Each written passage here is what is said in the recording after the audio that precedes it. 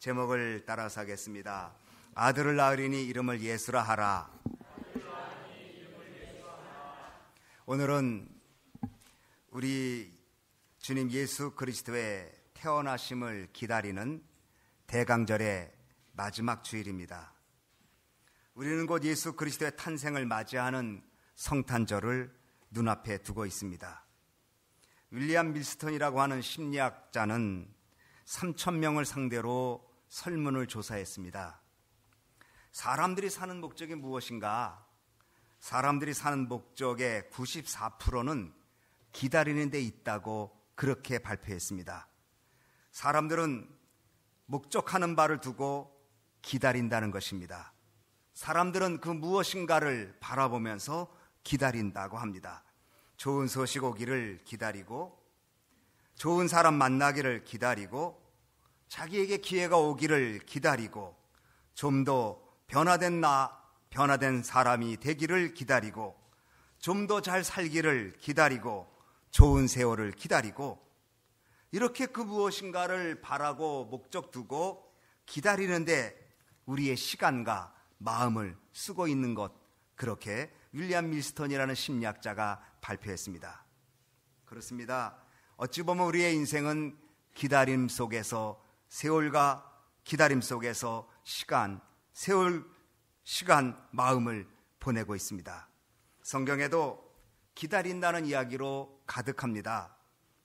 예수님의 임하심을 기다리는 많은 사람들의 이야기, 바로 구약이지요.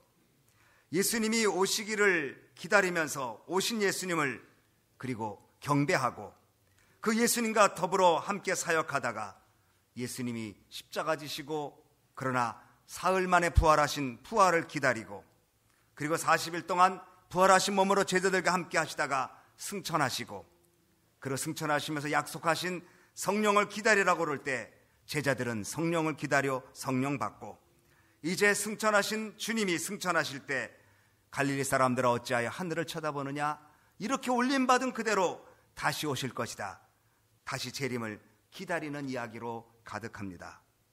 오늘 예배 참석한 저희들도 우리 모두는 예수님의 탄생을 기다리고 있습니다. 진정 기다리고 있는지 우리는 우리 자신을 물어봐야 할 것입니다. 기다림은 믿음의 연장입니다. 믿음이 없으면 기다릴 수 없고 약속을 신뢰하지 아니하면 기다릴 수 없는 기다림입니다. 기다림, 주님은 기다리는 자를 만나주십니다.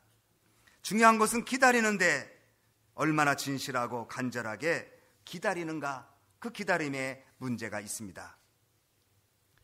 아무리 성탄 장식이 화려하고 아무리 성탄의 캐럴이 울려 퍼져도 내 마음속에 진실로 우리 주님 예수께서 오시기를 기다리는 기다림이 없다면 대강절도 의미가 없고 성탄절도 무슨 의미가 있겠습니까? 오늘 본문은 구세주를 기다리는 과정 속에 주님께서 이 땅의 역사 속에 인간의 몸으로 입고 오시는 그 배경 이야기를 기록하고 있습니다. 본문 18절은 이렇게 시작합니다. 다 같이 읽습니다. 시작. 예수 그리스도의 나심은 이러하니라.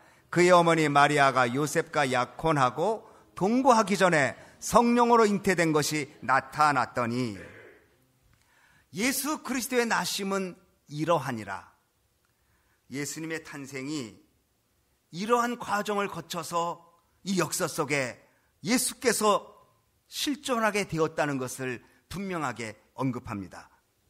예수님이 이 땅에 존재하게 되는 역사적이고 실제적이고 분명한 사건이 있음을 설명하고 있습니다. 예수님의 탄생이 한낱 지어낸 이야기나 신화가 아니라 역사적인 사건이고 역사적 실체에 존재할 인물인 것을 말씀하고 있습니다. 예수님의 탄생이 어쩌다 이루어진 것이 아니고 분명하게 하나님의 계획 속에 이루어진 사건인 것을 말씀하고 있습니다. 예수님의 탄생 사건에서 당연히 중요한 인물은 마리아와 요셉입니다. 누가복음 1장은 예수님의 탄생 사건이 마리아를 중심으로 기록되고 있고, 마태복음 1장에서는 요셉을 중심으로 예수님의 탄생 이야기가 그려지고 있습니다. 오늘 18절에 그 모친 어머니 마리아가 요셉과 약혼했다고 말했습니다. 마리아와 요셉은 정원한 사이, 약혼한 사이입니다. 예수님의 육신의 아버지인 요셉은 나사렛이란 동네에 살면서 그 한 동네에 사는 마리아라는 처녀와 약혼한 사이였습니다. 요셉과 마리아는 한 동네에 사는 평범한 사람들이었습니다. 예루살렘도 아니고 한갓 나사렛입니다. 그래서 사람들이 나사렛에 어떻게 선한 것이 있을 수 있느냐고 반문할 정도로 나사렛은 아주 보잘것없는 도시였습니다. 그곳 출신입니다. 요셉과 마리아가. 학자도 아니고 제사장도 아니고 서기관도 아니고 바리새인도 아니고 헤롯 당원도 아니고 열심 당원도 아니고 금욕 생활을 하는 에세네파도 아닌 평범한 사람들이었습니다. 갈릴리 나사렛 작은 동네에 묵수로서 근근히 살아간 요셉입니다. 그런데 하나님은 이 평범한 사람을 쓰셔서, 평범한 마리아를 쓰셔서 이 땅의 구세주가 존재케 할 수 있는데 쓰임받은 인물이라는 것입니다. 하나님은 지금도 평범한 사람들을 좋아하십니다. 하나님은 지금도 평범한 사람들을 들어서 비호감하게 쓰십니다. 성경은 말합니다. 하나님은 약한 자를 들어 강한 자를 부끄럽게 하시며 없는 자를 들어 있는 자를 부끄럽게 하신다. 왜냐하면 강한 자들을 겸손케 만들고 있는 자들을 겸손케 하기 위해서 약하고 없고 눌린 자들을 사용하신다고 말씀합니다. 다윗도 목동이었습니다. 예수님의 제자들 일개 어부였습니다. 성령을 받고 나서 방언으로 말하니까 각처에서 왔던 사람들이, 저 사람들이 갈릴리 출신인데 어떻게 우리 동네, 우리나라 말을 할 수 있느냐고 반문했었습니다. 뽕나무밭에서 일했던 아모스 쓰셨습니다. 하나님은 인류 역사를 바꿀 때에 보통 사람 쓰십니다. 하나님은 하나님의 놀라운 일들을 증거하실 때에 연약한 사람들을 사용하십니다. 왜냐하면 연약하고 없고 가련한 사람들은 하나님만 의지하기 때문입니다. 하나님은 평범한 사람들을 통해서 세계 역사를 이루어 갑니다. 하나님은 평범한 사람들을 통해서 능력 있는 사람들을 부끄럽게 하십니다. 마리아와 요셉은 갈릴리 나사렛 형편없는 동네에 평범한 사람으로 살고 있다가 어느 날 하나님이 그들을 쓰십니다. 이스라엘에서 약혼한 양친 부모들끼리 혼약하는 것이고, 중매쟁이에서 양가의 부모들끼리 합의해서 약혼을 합니다. 약혼을 하면 부모님들이 맺은 약혼을 공식화하고, 그래서 마을 사람들이 다 알도록 랍비가 공포를 합니다.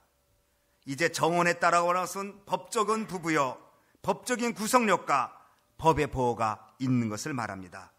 보통 정원 기간은 1년 넘지 않습니다. 요셉은 마리아와 정원한 지 얼마 되지 않아, 이제 1년 되지 않았는데, 그만 이 마리아가 동거하기 전에 약혼을 했는데 동거하기 전에 성령으로 잉태된 것이 나타났다고 말했습니다. 마리아가 임신했습니다. 지금도 마찬가지만 있을 수 없는 사건이고, 당시로 말하면 이것은 돌에 맞아 죽는 엄청난 율법을 어기는 사건입니다. 그런데 요셉은 이 사건 앞에 조용히 침묵하면서 생각합니다. 19절 말씀 시작. 그의 남편 요셉은 의로운 사람이라 그를 드러내지 아니하고 가만히 끊고자 하여. 이 끊고자라는 말은 영어로는 디볼스로 돼 있어요. 요셉은 의로운 사람이라고 성경은 말하고, 그리고 이 일을 조용히 처리하려고 했다고 말합니다. 이런 일은 세상에서는 시끄럽게 끊어야만 나에게는 정당한 일이 되기 때문에 시끄러울 수밖에 없는 것입니다. 만약에 요셉이 의로운 사람이 아니었다면 동네방네 다니면서 마리아의 부정함을 소문을 냈을 텐데, 요셉 의로운 사람이라고 말했습니다. 그리고 이 문제를 조용히 해결하려고 합니다. 요셉은 국률의 사람입니다. 요셉은 조용하게, 그러나 이 사건을 하나님 앞에 풀려고 하는 지혜가 있는 사람이었습니다. 요셉은 분노를 표출하지 않고 자신의 마음을 다스리면서 조용히 그러면서 해결하려고 노력했습니다. 우리는 종종 자신의 정당함을 주장하기 위해서 상대방의 약점을 드러내는 일이 많이 합니다.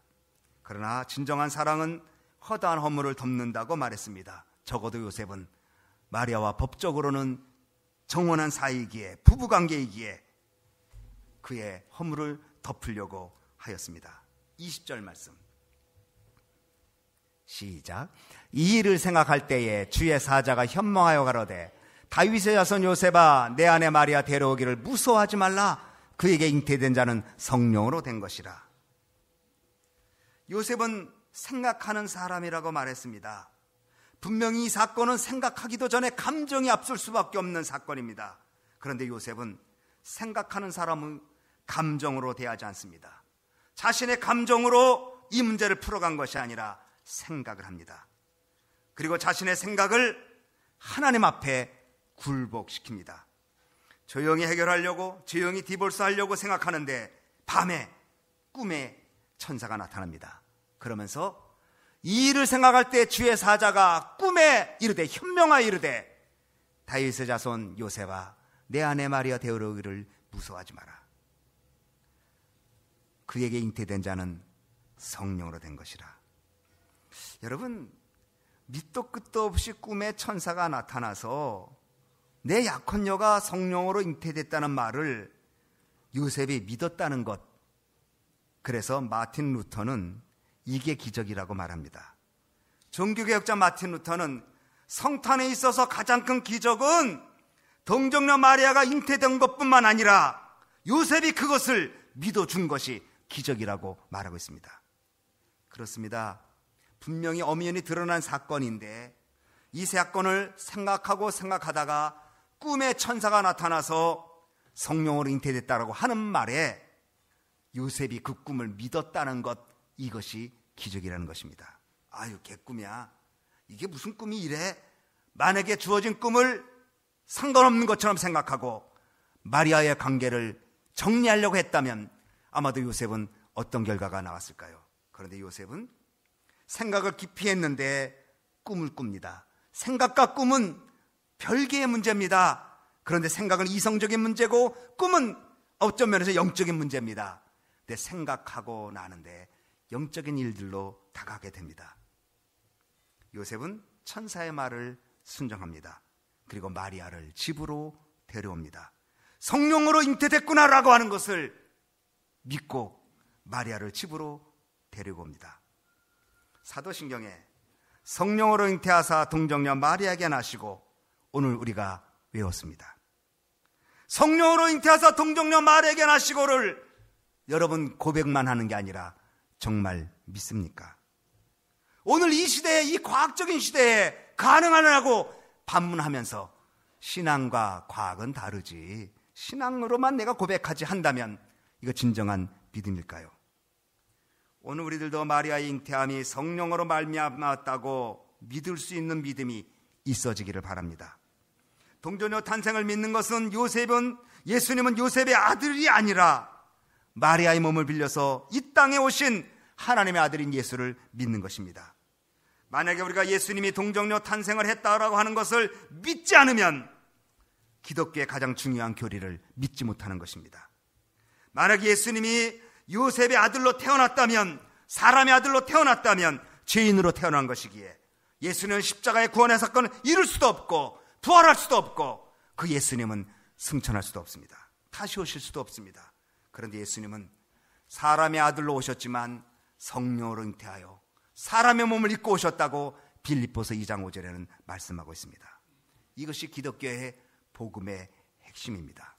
동정녀 탄생, 이것을 믿고 고백하면 우리의 믿음의 첫 단추를 제대로 끼워 믿음의 진보를 이룰 수가 있지만, 동정녀 탄생부터 믿지 못하면 어떻게 십자가를 믿고, 어떻게 부활을 믿고, 어떻게 승천을 믿고, 어떻게 주님 재림을 믿을 수가 있겠습니까? 그러므로 동정녀 탄생 이 사건은 정말 우리의 믿음의 고백이 되어야 하고, 일찍이 요셉도 그 엄청난 사건 앞에 천사가 성령으로 잉태된 것이라고 하는 사건을, 그 말을 순종하여 마리아를 자기 집으로 데려와 아기 예수님이 탄생할 때까지 든든한 후견인이 뒤에서 될 수가 있었던 것입니다. 그러므로 예수님은 마리아 몸을 빌려서 이 땅에 오신 하나님이시고, 마리아 몸을 빌려서 이 땅에 이 역사 속에 존재하시는 하나님의 아들이신 것입니다. 예수님은 완전한 하나님이면서 동시에 완전한 사람으로 오신 것입니다. 히브리서 4장 15절에 우리와 같이 시험을 받은 자로 돼 그분은 죄가 없다고 말했습니다. 이것이 기독교 교리의 중심 교리입니다. 이것을 우리가 믿을 때에 진정 예수님이 나의 구주로 고백할 수가 있습니다. 요셉은 이것을 믿었습니다. 마리아의 남편인데 어찌 보면 더 믿을 수 없는 처지에 있을 텐데 요셉은 믿었습니다. 바로 천사가 계시해 준 계시를 믿었고, 구약 성경 이사야 7장 9절에 말씀하신 하나님 말씀을 그가 믿었습니다. 이사야서 7장 9절에 보라, 처녀가 잉태하여 아들을 낳을 것이요 그 이름은 임마누엘이라 하리라. 이를 번역하면 하나님 우리와 함께 계시다 함이라. 요셉은 마리아에게 일어난 사건이 하나님의 주권 속에서 일어난 사건이고 예언의 성취고 사건 성취인 것을, 구원 사건의 성취인 것을 믿었습니다. 말씀대로 이루어지는 것을 믿고 요셉은 순종합니다. 그는 하나님께서 자기 아내의 태를 통하여 이루어주시는 구원의 역사를 믿었고 그 하나님의 구원의 역사 속에 자신을 드렸고 그리고 순종했습니다. 요셉이 잠을 깨어서 일어났습니다. 그리고 아들을 낳기까지 동침하지 않았고 21절 같이 봅니다. 시작. 아들을 낳은 이름을 예수라 하라. 이는 그가 자기 백성을 그들의 죄에서 구원할 자심이니라 하니라. 22절. 이 모든 일이 된 것은 주께서 선절하신 말씀을 이루려 하심이니 이르시되. 자, 이사야서에 있는 말씀을 천사가 전해주니 그 말씀을 믿음으로 받습니다. 그리고 아들을 낳으리니 이름을 무엇이라 하라? 예수라 하라. 그러므로 예수라고 하는 이름은 거저 지어진 것이 아니라, 어쩌다 생각해서 진 것이 아니라 하나님께서 정해주신 이름인 것입니다. 성경에 보면 하나님이 직접 이름을 줘준 경우가 몇 군데 있습니다. 하나님께서 사람을 창조하시고 이름을 아담이라고 했습니다. 아담이라는 말은 사람이라는 뜻입니다.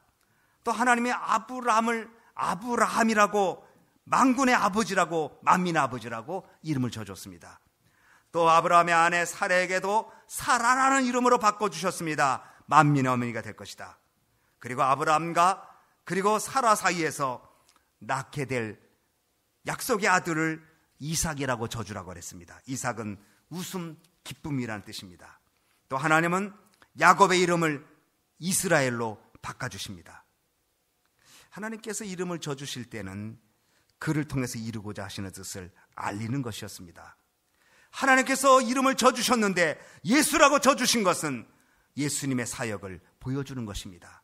예수라는 말은 만민을 구원하신다는 뜻인데 그가 죄에서 당신의 백성을 구원하실 분인 것을 예수님을 통해서 증거하십니다. 예수님의 이름, 구원자의 이름입니다. 성경은 예수님의 이름으로 가득 차 있습니다. 성경은 예수님의 이름을 찬양하고 예수님의 이름을 높이고 예수님 이름 앞에 굴복합니다. 빌립보서 2장 10절로 11절에 하늘에 있는 자들과 땅에 있는 자들로, 땅 아래 있는 자들로 모든 무릎을 예수 이름에 꿇게 하시고 모든 입으로 예수 그리스도를 주라 시인하여 하나님 아버지께 영광을 돌리게 하셨느니라. 하늘에 있는 자들, 천사들도, 땅 아래 있는 자들도, 정사와 권세를 가진 모든 자들도 예수 이름 앞에 무릎을 꿇게 한다고 말하고 있습니다. 사도행전 3장 6절에 베드로가 가로되 은과 금은 내게 없거니와 내게 있는 것으로 내게 주노니 곧 나사렛 예수 그리스도 이름으로 걸으라. 베드로와 요한은 은과 금은 없어도 예수 그리스도 이름이 있었기에 안진뱅이를 고쳐주십니다. 또 누구든지 주의 이름을 부르는 자는 구원을 얻는다고 말했습니다. 또 나사렛 예수 그리스도 이름으로 걸으라고 말했습니다. 그 이름을 믿음으로 그 이름이 너희 보고 아는 이 사람을 성하게 하였느니라고 말하고 있습니다. 나사렛 예수 그리스도 이름으로 이 사람이 강건하게 되었다고 말합니다. 표적과 기사가 거룩한 종 예수 이름으로 이루어지게 하옵소서. 너희가 전에는 구하지 않았어 이제는 구하라. 내 이름으로 아버지께 구하면 아버지가 주신다고 말씀하고 있습니다. 다른 이로서는 구원 얻을 수 없나니 천하인간에 구원 얻을 만한 다른 이름을 우리에게 주신 일이 없다고 말하고 있습니다. 오직 예수님입니다. 오직 예수님입니다. 옛날 어른들은 자녀들이 뭐 좀 잘못하면 훈계하실 때 불러다 놓고 너 아버지 이름 부끄럽게 하지 마. 너 내 이름에 먹칠할래? 이렇게 얘기하십니다. 이름은 존재요. 이름은 인격이요. 이름은 정체성이요. 이름은 그 사람 전체를 보여주는 것입니다. 여러분, 예수님, 그분이 여러분의 구주이십니다. 그 예수님이 이제 오실 것을 기다리는 것이 대강절입니다. 그 예수님 여러분의 가정에, 그 예수님 여러분 자녀들 마음에, 그 예수님 우리 교회에, 그 예수님이 이 시대에 많은 믿는 자들 삶 속에 임하시기를 진정으로 바라고 기다리는 대강절이 되어야 합니다. 예수 이름 앞에 우리는 마음을 열고 그 예수 그리스도 이름 앞에 겸손히 주님을 모셔드리는, 그래서 임마누엘, 하나님이 함께 하심이라, 그 예수 그리스도의 이름이 우리에게 존귀한 이름 되어지기를 바랍니다. 세상에 많은 이름이 지금까지 존재하고 있지만 우리를 구원하실 분은 예수님밖에 없습니다. 그 예수님은 어쩌다 이 땅에 태어난 것이 아니라 하나님의 구원의 계획 속에 약속의 성취로 그 도구로 마리아와 요셉을 쓰셨고, 마리아는 성녀로 잉태된 그의 몸을 빌어줘 예수께서 완전한 사람으로, 또 그러나 완전한 하나님으로 이 땅에 존재케 하는 도구로 쓰임받았습니다. 오늘 우리는 그 예수님 귀하게 여기고 그 예수님 가슴에 품고 예수 이름으로 승리한 여러분 되어지기를 주님의 이름으로 축원합니다. 기도하겠습니다.